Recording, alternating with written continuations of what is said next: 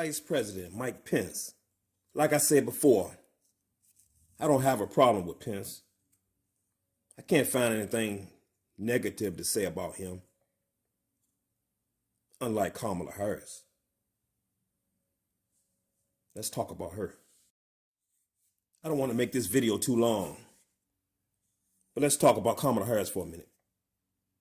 I have a serious problem with Kamala Harris, just like I do as with Jim Crow Joe. Their past. And not only their past, is what I believe and know what they're going to do now that they're going in office as president and vice president. Them two together, it's going to be hell. Watch what I tell you. This is the reason why I couldn't vote. I know a lot of people wanted Trump out of office. So did I. I got too excited about when that impeachment. I was excited, thought he was going to get impeached. But then it died down. He didn't go anywhere. So I got to the point, you know what? I'm not going to get excited about that anymore. Why should I get excited about nothing? If he wins this election again, oh well. He won't get my vote. And to be honest, if I would have voted for the Democrats, Jim Crow Joe, I would have wanted my vote back. This is exactly how I feel about Governor Ralph Northam, Governor Blackface. I wanted my vote back. Yes, I have a problem with Governor Blackface, Ralph Northam. Not just because he was in the blackface, or was he the Klan? We don't know. Because he never said which one he was. He apologized for it first. Next day he said, "Want him." He didn't resign. So I had a problem with that, serious problem with that. He lied to the people. So my thing is, if that's you in that photo, I would respect you if you just admit it. You lose my respect when you lie.